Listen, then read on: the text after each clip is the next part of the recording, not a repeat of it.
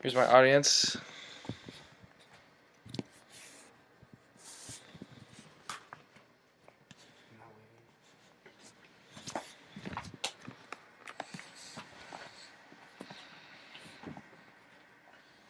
When you think about America, certain things come to mind, such as baseball, jazz music, and barbecue. One product, though, that was founded before the American Revolution and is still a multi-billion-dollar business today is tobacco.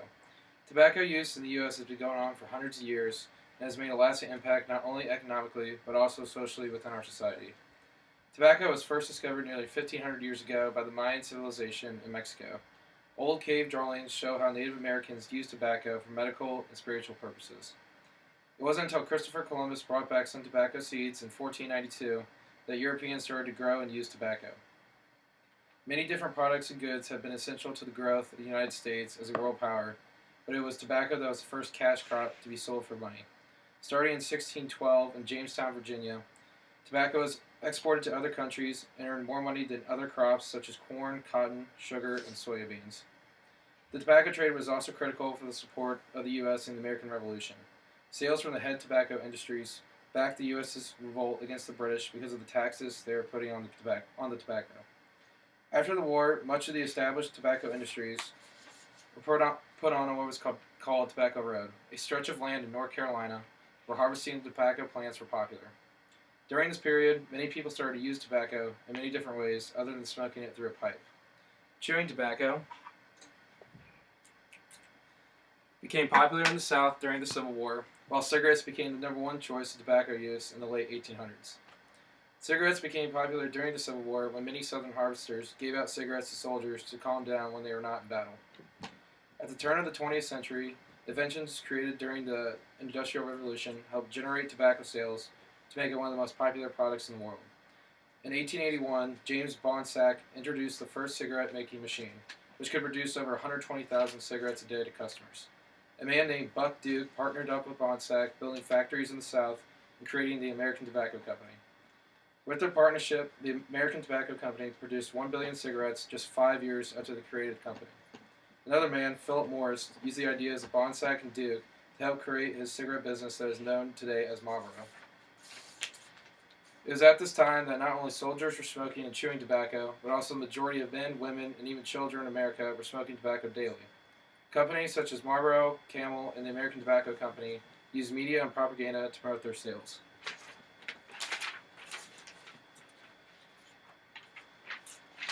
Many famous sports figures or Broadway stars smoked cigarettes, causing many people's opinions to shift on the harmful effects of tobacco use. During the 1920s, otherwise known as the Roaring Twenties, smoking was the cultural norm in most of America.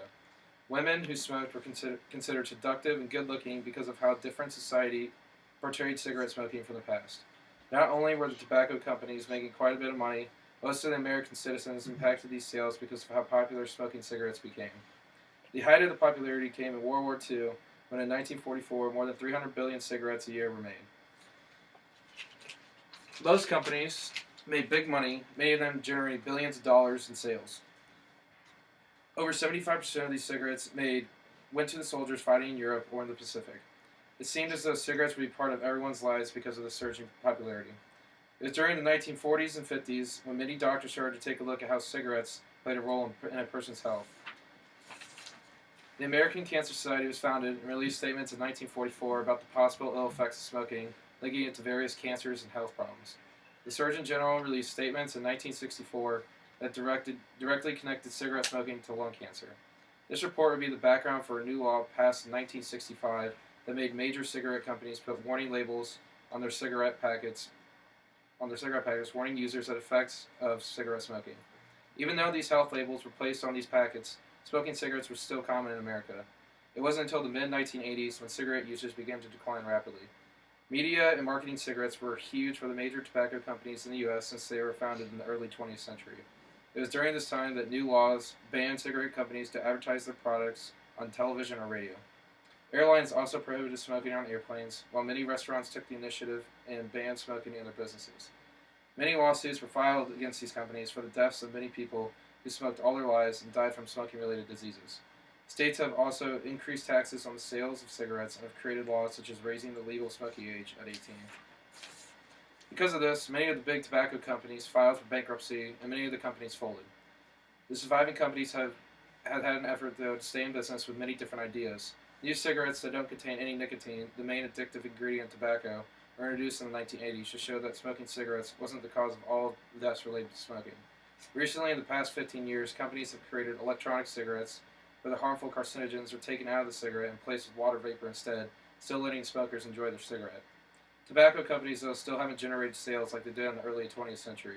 Improvements in technology have given doctors more evidence linking smoking to various cancers and heart diseases. These companies today, though, are still in operation and stand as an American icon since they have been around for more than 100 years. Even though cigarettes could be the cause of many deaths in the U.S., it is important to learn that this product has been around longer than the United States and was a big part in financing some of the biggest moments in American history. Without the harvesting and the selling of tobacco, the United States could have had a much different history. Even though these companies could have gone within the next 50 years, it is important to look at how socially acceptable and how economically booming it was to smoke cigarettes back in the early 1900s. Whatever opinion people might have on cigarette smoking, tobacco industries have made a lasting effect on American society.